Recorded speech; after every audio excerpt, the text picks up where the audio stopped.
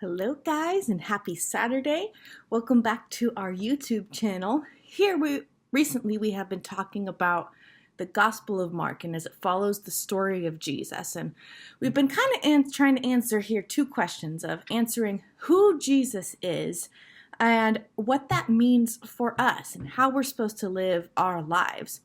And so the last story that we had talked about was a very short story, but a very cool story where a lady had given money in the temple, and Jesus was acknowledging her and her sacrifice because she had literally given everything she had, and all that she had was 2 pennies, basically. And he was just acknowledging that she had just given so much, and she gave out of how little she had, and she gave it to God. And that kind of brings us here into our next story that we're going to talk about today. It's a different story about a different woman who gave to Jesus in a very special way, and not everybody agreed with what she had done. So Jesus was hanging out with his disciples and some people that were following him. And they were having a meal because the Bible says that they were reclining at a table. It means basically they were just laying down and eating and having a fun time. And this woman comes in with a very, very expensive like perfume ointment type thing. And now this ointment was so expensive. It was like maybe like a year's worth of money. Like if somebody had worked for a year, that'd be about how much this ointment was worth. And she comes in and she breaks the jar of ointment over Jesus's feet and his head and just begins to kind of just use this perfume to kind of honor Jesus. And his disciples are like angry at this woman. They're like, why wouldn't you just take this jar of ointment and sell it and give the money to the poor?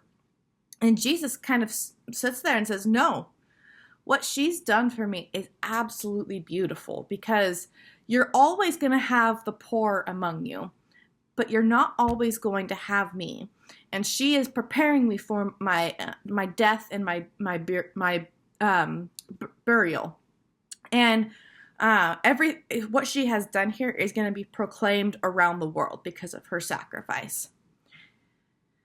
And this is such a beautiful story because it's another story of sacrifice, but in kind of in a different way, to where this woman is honoring Jesus the best way she knows how.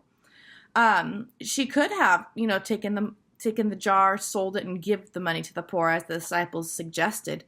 But what Jesus is trying to explain to them in this moment is that there are things that we can only do for Jesus at a very specific time. And that her sacrifice here was a great thing. That it demonstrates a different type of love for Jesus. Because yes, we're supposed to love those around us. We're supposed to care for those around us. And sometimes, yes, that does include like giving money to the poor and making sure that those who are not fed get fed. And other times we just have to demonstrate a direct love for Jesus, the way this woman did, where, because technically she could have even taken the jar of ointment and sold it and had the money for herself. Everything, this jar was completely hers. She could have done anything she wanted with this jar. And instead of trying to make a profit off of it and instead of trying to like give the money to the poor, she decided that the best form of sacrifice for Jesus would be to use it to, basically she's just worshiping him in this moment. And I think this shows who Jesus is a little bit, because it really goes to show that he loves our sacrifice for him. And I think it speaks a lot to who we're supposed to be, because we are supposed to sacrifice for Jesus. We are supposed to take what we have and give to him what is honorable to him. And I think this story kind of really gets that quite right, to where she sacrifices what she has for Jesus. And I think we should do the same in some areas, and we should see what can we do in our lives to honor Jesus in a sacrificial way, not just honoring Jesus in like what we do every day, because that's what we're supposed to do. We're supposed to honor Jesus every day. But what can we do that is more above and beyond what we would typically do to show Jesus that we love him? And it's a good question to ask, especially in this time, because how can we sacrificially show love for Jesus? And so we'll stop right there for right now. We won't have any videos next week because it's Thanksgiving next week. So be sure to spend that time with your family and just enjoy some good Thanksgiving dinners.